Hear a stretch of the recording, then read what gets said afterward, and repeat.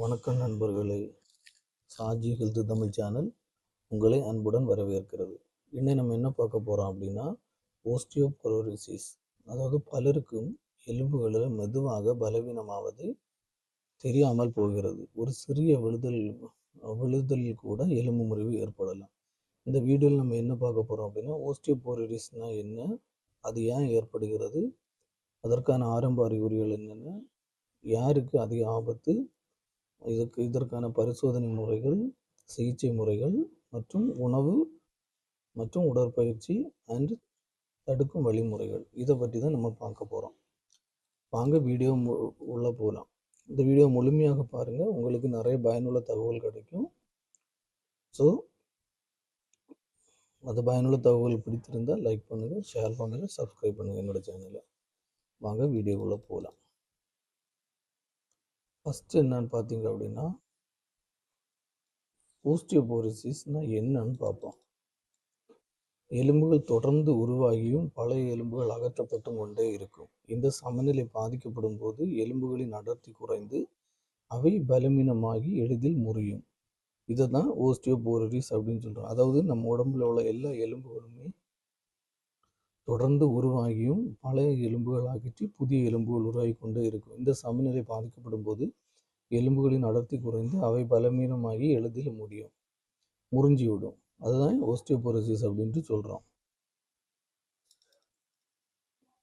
ஓஸ்டியோபோரோசிஸ் ஏன் ஏற்படுது அப்படின்னு பார்த்தீங்கன்னா, இந்த வயது அதிகரித்தல். இந்த ஓஸ்டியோபோரோசிஸ் முக்கியமான காரணம் வந்து பார்த்தீங்கன்னா, இந்த வயது அதிகரிப்பு. அதாவது வயதானவங்களுக்கு இது அதிக பாதிப்பை ஏற்படுத்தும்.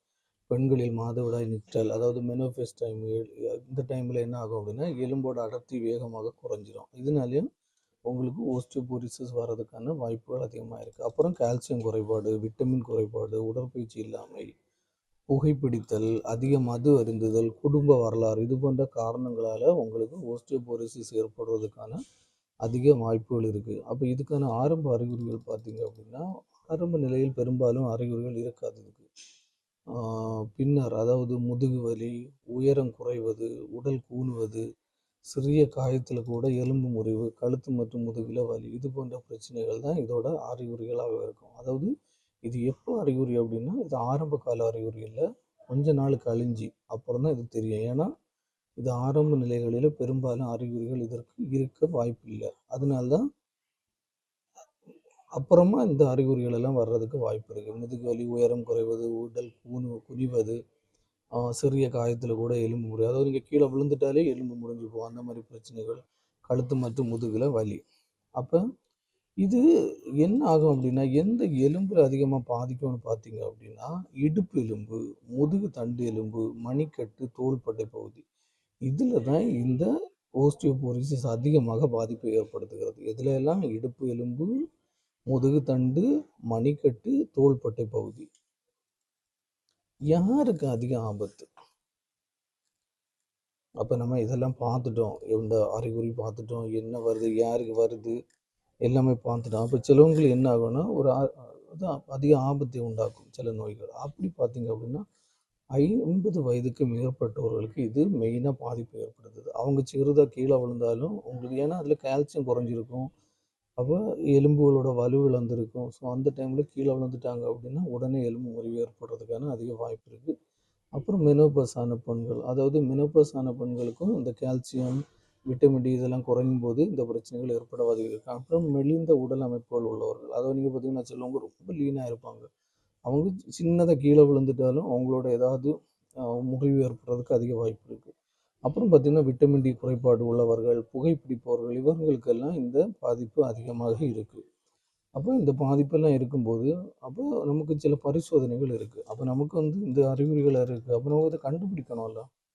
அப்போ அதுக்குன்னு பரிசோதனைகள் இருக்குது. போன் டென்சிட்டி ஸ்கேன்னு சொல்லுவாங்க, டெக்ஸா ஸ்கேன். இதுதான் இந்த ஓஸ்டியோபோரோசிஸின் முக்கியமான பரிசோதனை.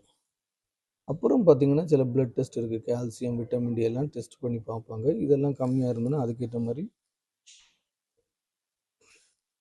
மருத்துவர்களுக்கு என்ன பண்ணணும்ன்றதை பரிந்துரைப்பாங்க. அப்புறம் எக்ஸ்ரே சில நேரங்களில் பயன்படுத்தப்படும். ஏன்னா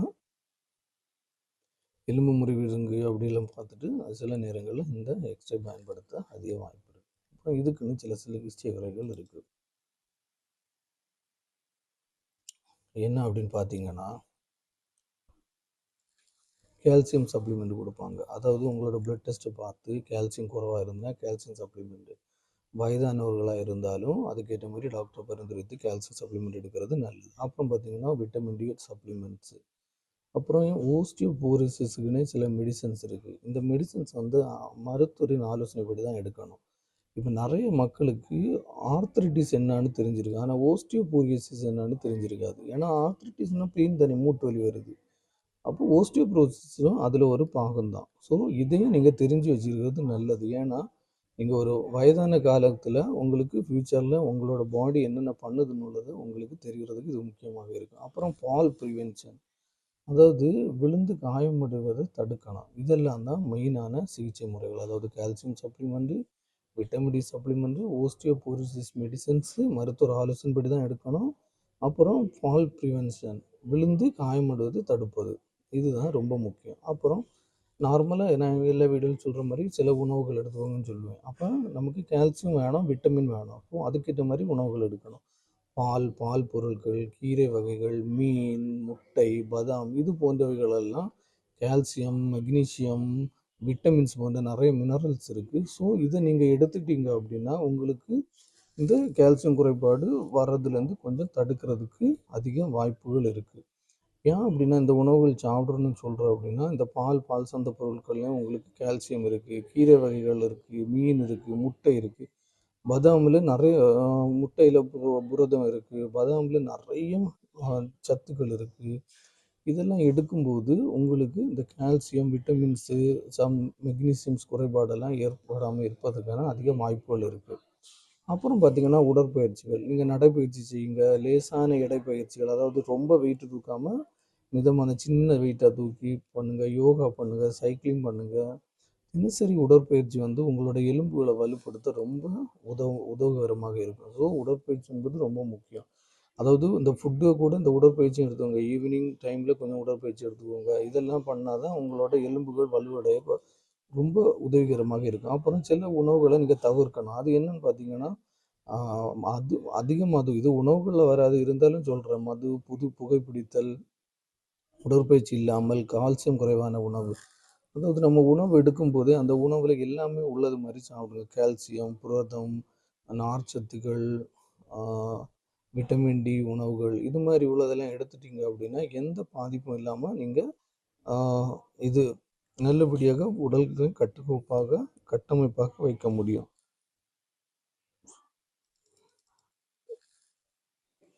அப்புறம் பார்த்தீங்கன்னா, எலும்பு முறிவு ஏற்பட்ட பிறகு தான் ஓஸ்டியோபோரோசிஸ்ன்னு சிலவங்க வந்து ஒரு நம்பி எ மனசுல நெனச்சிட்டு இருப்பாங்க. அதெல்லாம் இல்ல. அதாவது DEXA ஸ்கேன் மூலம் முன்கூட்டியே நமக்கு கண்டுபிடிக்கலாம். அதாவது உங்களுக்கு வயசாகி போயிடுச்சு அப்படின்னா, டாக்டர்ஸ் நீங்க போகும்போது, அந்த கால் வலி இதெல்லாம் வரும்போது, அவங்களே உங்களுக்கு பரிந்துரைப்பாங்க. அப்புறம் இது பெண்களுக்கு மட்டுமா வருமான்னு கேட்டா, அப்படியெல்லாம் இல்ல. எல்லா வயதானவர்களுக்கும் இது அதிகமாக வர்றதுக்கு வாய்ப்பு இருக்கு. அதாவது பெண்களுக்கும் மட்டும் வராது, ஆண்களுக்கும் வரலாம். வயதானவருக்கு மட்டும் வருமா அப்படின்னு பார்த்தா, அப்படியெல்லாம் இல்ல. இளம் வயதினருக்கும் சில காரணங்களால் வரலாம். முக்கியமாக வயதானவர்களுக்கு வர்றதுக்கான வாய்ப்புகள் அதிகமாக இருக்கிறது. அப்ப நம்ம எப்பவுமே என்ன பண்ணணும்னா, நம்ம உடம்புல உள்ள கால்சியம் சத்த அ கரெக்ட்டா வச்சிருக்கணும். விட்டமின் டி கரெக்ட்டா இருக்கணும். விட்டமின் பி12 கரெக்ட்டா இருக்கணும். அதாவது நம்மளோட நமக்கு தெரியாத நெறைய விஷயங்கள் நம்ம உடம்புல அடங்கி இருக்கு. ஸோ நீங்க என்ன பண்ணணும்னா, இதெல்லாம் தான் முக்கியமா யோசிக்கணும். நம்ம உடம்புல கரெக்டான சத்து இருக்கா? அதாவது அ இம்யூனிட்டி பவர் நல்லா இருக்கா? விட்டமின் சி நல்லா இருக்கா? இதெல்லாம் இருந்தா மட்டும் தான் நெறைய நோய்கள்லேருந்து உங்கள பாதுகாக்க முடியும். இப்ப சிலவங்க என்ன பண்ணுவாங்க அப்படின்னா, கால்சியமே எடுத்துக்க மாட்டாங்க. அப்ப என்ன ஆகும்? எலும்பு தேய்மானம் அடையும். விட்டமினே எடுக்க மாட்டாங்க. விட்டமின் டி குறைபாடுகள் எவ்வளோ ஆபத்துகள் இருக்குன்னு உள்ளது ஒரு வீடியோ போட்டிருக்கேன். போய் பாருங்க. அது மாரி நெறைய நெறைய விஷயங்களுக்கு உங்களுக்கு உணவு தான் உங்கள இது உங்களோட உடம்ப கட்டுக்கோப்பாக வைக்க உதவும். ஸோ கரெக்டான உணவுகள எடுத்து நீங்க சாப்பாடுல சேர்த்து பழகிக்கங்க. நண்பர்களே, இந்த ஓஸ்டியோபோரோசிஸ் என்பது அமைதியாக முன்னேறும் நோய். ஆனால் ஆரம்பத்திலே கண்டறிந்து அதன் பாதிப்புகளை குறைக்க முடியும். கால்சியம் நிறைந்த உணவுகள், விட்டமின் டி, தினசரி உடற்பயிற்சி, வழக்கமான பரிசோதனைகள் இவற்றின் மூலம் எலும்புகளை வலுவாக வைத்திருக்க முடியும்.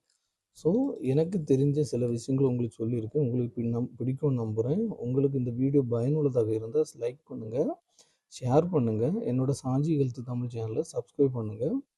ஆ என்னோட சேனல்ல பார்த்தீங்க அப்படின்னா, பிளேலிஸ்ட்ன்னு ஒரு ஆப்ஷன் இருக்கும். அதில daily one day one disease அப்படி போடுவேன். அத போய் பாருங்க. உங்களுக்கு ரொம்ப பயனுள்ளதாக இருக்கும். ஏன்னா டெய்லி ஒவ்வொரு டிசீஸ பத்தி போட்டுட்ருக்கேன். ஸோ, ஆ வலுவான எலும்புகள் ஆரோக்கியமான வாழ்க்கையின் அடித்தளம். நாளைக்கு மீண்டும் ஒரு நல்ல வீடியோவில் சந்திக்கிறேன். நன்றி, வணக்கம்.